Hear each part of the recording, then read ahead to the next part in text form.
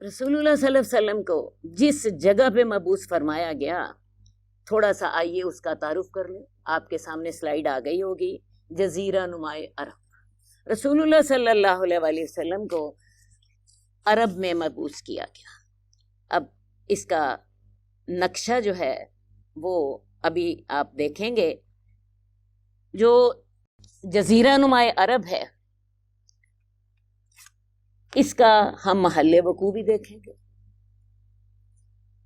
अरब का लुग़वी माना है सहरा और बेआबो गया ज़मीन, और हकीकत में अरब ऐसी ही जगह थी।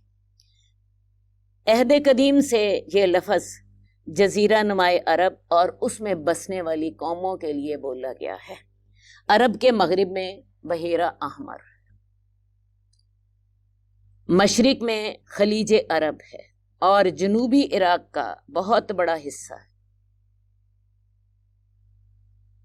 जनूब में बहेरा अरब है जो हकीकत में बहेरा हिंद का ही फैलाव है। शमाल में मुल्क शाम है और किसी कदर शमाली इराक है।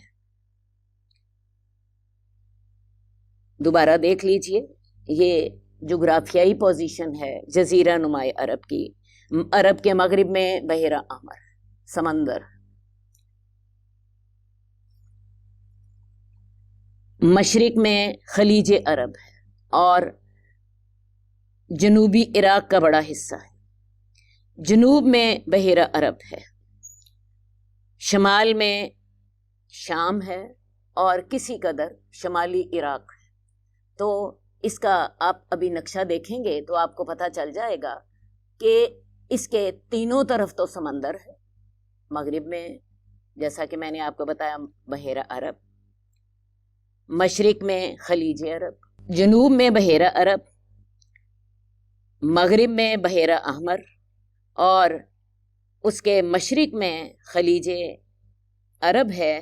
तीनों तरफ से समंदर और शमाल में शमाली इराक और शाम वाक़ है। आप इसका नक्शा देख के खुद ये समझ जाएंगे कि ये एक महफूज किले की तरह है। और फिर इसके साथ अरब के अंदर बहुत बड़े सहरा हैं।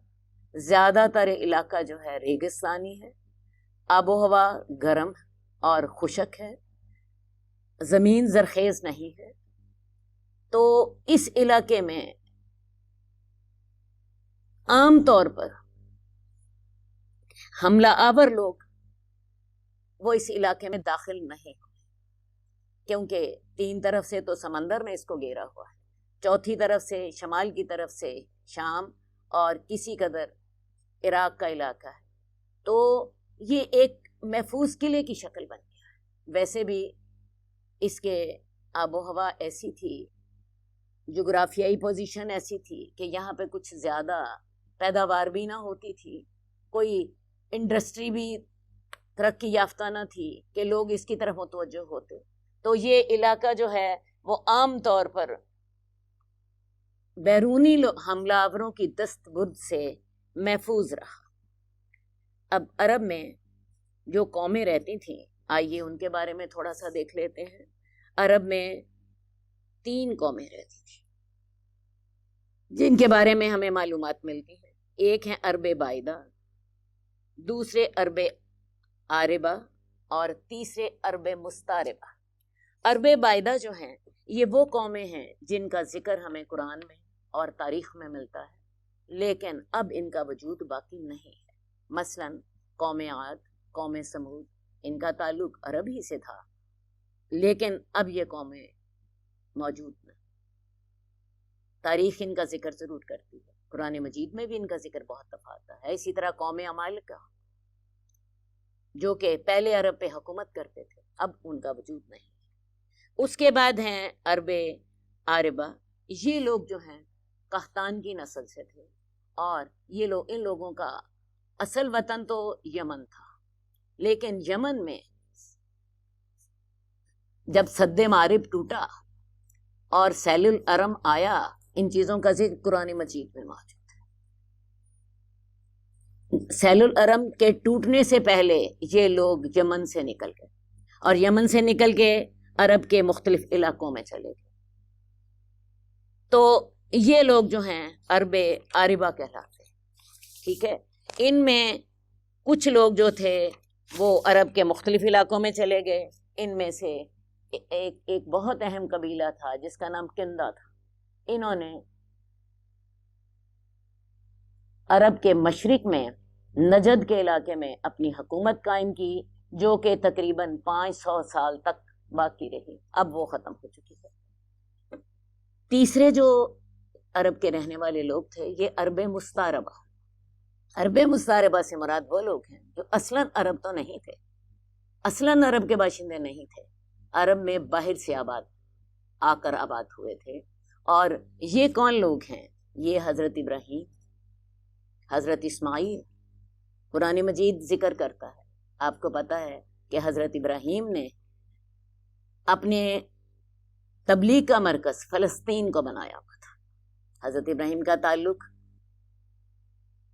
عراق کے ایک شہر کوسا سے تھا. کوسا ہی وہ جگہ ہے جہاں پہ حضرت ابراہیم کو آگ میں جلایا گیا ہے. وہاں سے یہ اور کے مقام پر آئے, اور سے پھر یہ آگے حران گئے, اور حران سے فلسطین گئے, اور فلسطین کو انہوں نے اپنی تبلیغ کا مرکز بنایا. وہیں سے انہوں نے مصر کے لیے سفر کیا. مصر میں حضرت سارہ کے ساتھ گئے تھے. وہاں کا بادشاہ جو تھا اس کی نیت حضرت سارہ پر خراب ہو گئی. اس نے ان کے ساتھ دسترازی کرنی چاہی اور اللہ تعالیٰ نے بھی اس کو سزا دی. اس کا جس ہاتھ سے اس نے حضرت سارہ کو پکڑا تھا وہ اس کا ہاتھ وہیں جم گیا. اسے اندازہ ہو گیا کہ حضرت سارہ کوئی ولی اللہ ہے. اس نے حضرت سارہ سے کہا میرے لیے دعا کرو, میں آئندہ تمہارے ساتھ کوئی خرابی نہیں کروں گا. حضرت سارہ نے دعا کی اور اللہ تعالیٰ نے اس کا ہاتھ چھڑوا دیا. لیکن شیطان نے دوبارہ دل میں وسوسہ ڈالا, اس نے دوبارہ بدنیتی کی. پھر اس نے حضرت سارہ کا ہاتھ پکڑا, وہ ہاتھ جو تھا یوں ساتھ ہی جم گیا, پہلے سے زیادہ سختی سے جم گیا. اب اس کو زیادہ احساس ہوا کہ یہ واقعی کوئی ولی اللہ ہے.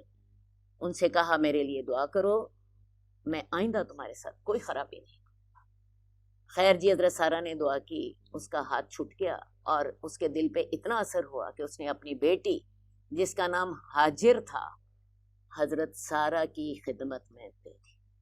یہی حضرت ہاجرہ جو ہیں ان کو لے کے حضرت سارہ جو ہیں چلی جاتی ہیں. اور حضرت ابراہیم کا جیسا کہ آپ کو پتا ہے حضرت سارہ سے اولاد کوئی نہیں تھی, تو حضرت سارہ نے حضرت ابراہیم سے کہا کہ آپ ان سے نکاح کر لیں. ان سے نکاح کر لیا حضرت ابراہیم نے, اور اللہ تعالیٰ نے ان کو اولاد بھی دے دی. حضرت اسماعیل اللہ تعالیٰ نے عطا فرما دیا.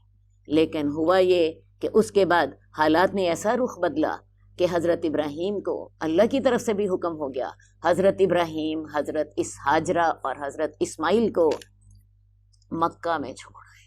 یہ سارا واقعہ میرا خیال آپ ساروں کو پتا ہے, میں اسے نہیں دہراتی. ویسے حالات جو ہیں وہ بڑے ہی خوفناک تھے. حضرت ہاجرہ کو حضرت ابراہیم بواد غیر ذی زرع میں چھوڑ کر آتے ہیں. وہاں پہ ایک درخت تھا اور اس درخت کے نیچے, درخت کے پاس ایک ٹیلا تھا. اس ٹیلے پر حضرت ہاجرہ کو بٹھا کے حضرت ابراہیم پلٹ آتے. حضرت ہاجرہ 2-3 دفعہ پوچھتی ہیں مجھے کس کے سہارے چھوڑ کے جا رہے ہیں. حضرت ابراہیم جواب نہیں دیتے. وہ پوچھتی ہیں کیا اللہ کے حکم سے ایسا کر رہے ہیں؟ حضرت ابراہیم کہتے ہیں ہاں. پھر حضرت ہاجرہ کہتی ہیں پھر اللہ ہمیں ضائع نہیں کرے گا. اور اللہ نے واقعی ان کو ضائع نہیں کیا. آپ کچھ دنوں میں وہ توشہ جو حضرت ابراہیم انہیں دے گئے تھے کھجوروں کا اور پانی کا مشکیزہ ختم ہو گیا, اور حضرت اسماعیل جو ہیں وہ بلک رہے ہیں بھوک کے ساتھ. حضرت ہاجرہ صفا اور مروہ پہ چکر لگاتی ہیں کہ کوئی قافلہ مل جائے جس سے میں کچھ کھانے پینے کا سامان لے لوں تاکہ میں حضرت اسماعیل کی بھوک کو ختم کر سکوں. صفا اور مروہ پر چکر لگا کے واپس آتی ہیں تو اللہ تعالیٰ نے حضرت اسماعیل جہاں پہ ایڑیاں رگڑ رہے تھے وہاں پہ ایک پانی کا چشمہ دے دیا. حضرت ہاجرہ کہتی ہیں زمزم, ٹھہر جا ٹھہر جا. زمزم کے یہی لغوی معنی. اور پھر زمزم ہی ان کی زندگی کا سامان بنا. زمزم ایسا پانی ہے جو کھانے کو بھی کافی ہے اور جو پینے کو بھی کافی ہے. تھوڑی دیر بعد وہاں پہ بنو جرہم کا قبیلہ آ گیا.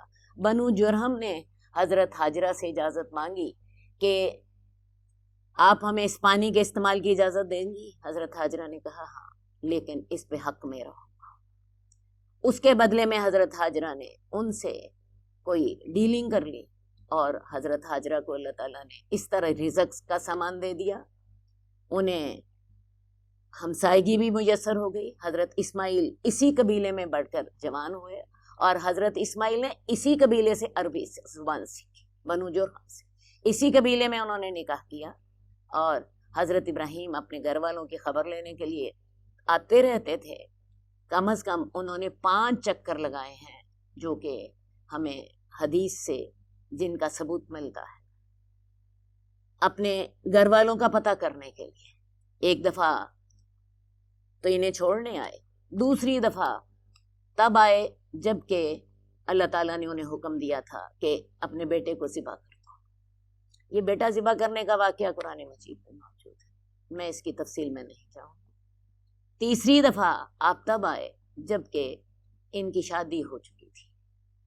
حضرت اسماعیل سے ملاقات نہیں ہوئی، بہو سے بات چیت ہوئی اور بہو سے کہا کہ میرا اسماعیل کو میرا سلام دینا اور اسے کہنا اپنے گھر کی چوکھٹ بدل دو. حضرت اسماعیل سمجھ گئے کہ باپ نے بیوی کو طلاق دینے کا حکم دیا ہے، انہیں طلاق دے دی. اس کے بعد پھر بنو جرہم میں ہی مزاز کی بیٹی سے آپ نے نکاح کر لی اور ان سے اللہ تعالیٰ نے ان کو 12 بیٹے عطا فرمائے. اس دفعہ پھر حضرت ابراہیم آئے.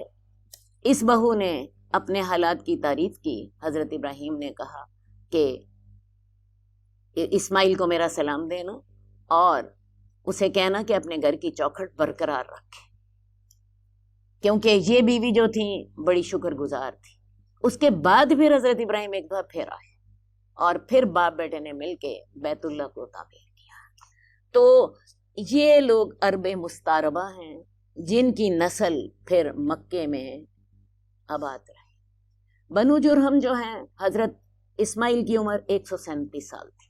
حضرت اسماعیل کے بعد ان کے بیٹے جو تھے، 2 بیٹے، وہ بیت اللہ کی نگرانی کرتے رہے. ان کے وفات کے بعد بنو جرہم جو تھے انہوں نے بیت اللہ کی تولیت سنبھالی. 2000 سال تک بنو جرہم ہی جو ہیں ان کی بیت اللہ کی نگرانی رہی، بیت اللہ کی تولیت کے یہی ذمہ دار رہے. اس کے بعد پھر انہی کی نسل میں سے، یہی جو 12 بیٹے تھے، انہی کی نسل میں سے بنو خزاعہ نے اقتدار سنبھال لیا. بنو خزاعہ کا اقتدار جو تھا یہ 300 سال تک رہا. بنو خزاعہ کا جو سردار تھا یہ عمر بن لحیش تھا اور اسی نے ہی عرب میں بت پرستی شروع کرائی تھی. بہرحال 300 سال تک اس کا اقتدار رہا. اس کے بعد پھر رسول اللہ صلی اللہ علیہ وسلم کے جو 5ویں پشت میں آپ کے دادا بنتے ہیں وہ قصی ہے. قصی بن کلاب نے پھر اختیار سنبھال لیا اور پھر قصیش کا جو تھا، قصیش کے بعد اس کا بیٹا عبد الدار اور عبد مناف، یہ اس کے دو بیٹوں کے ہاتھ میں اقتدار تھا. اس کے بعد عبد مناف کے بیٹے ہیں حضرت ہاشم کے بیٹے ہیں عبد المطلب، اور اس کے بعد پھر آپ کے دادا ہیں عبداللہ، آپ کے والد ہیں عبداللہ، اور ان کے بیٹے ہیں رسول اللہ صلی اللہ علیہ وسلم. تو عرب میں جیسا کہ میں نے آپ کو بتایا حضرت اسماعیل سے لے کے رسول اللہ صلی اللہ علیہ وسلم تک 2500 سال کا عرصہ ہے، جس میں آغاز میں حضرت اسماعیل اور ان کے بیٹے بیت اللہ کی نگرانی کرتے ہیں. اس کے بعد 2000 سال تک بنو جرہم کی حکمرانی رہی ہے. اس کے بعد 300 سال تک بنو خزاعہ کا اقتدار رہا ہے، اور اس کے بعد پھر قصی بن کلاب، اس کے ہاتھ میں بیت اللہ کی تولیت آ گئی. ویسے قصیش نے بہت ترقی دی اپنی حکومت کو اور قریش کا بہت منظم کیا. بہرحال اس کا ذکر جو ہے وہ آگے بھی آئے گا. تو قصی جی کے بیٹے عبد مناف کے بیٹے ہاشم، اور ہاشم کے بعد پھر ہاشم کے جو بتیجے ہیں اب عبد المطلب، اور اس کے بعد پھر رسول اللہ صلی اللہ علیہ وآلہ وسلم کے والد، اور پھر اللہ کے رسول. یہ ہے جی، یہ وہاں پہ رہتے تھے.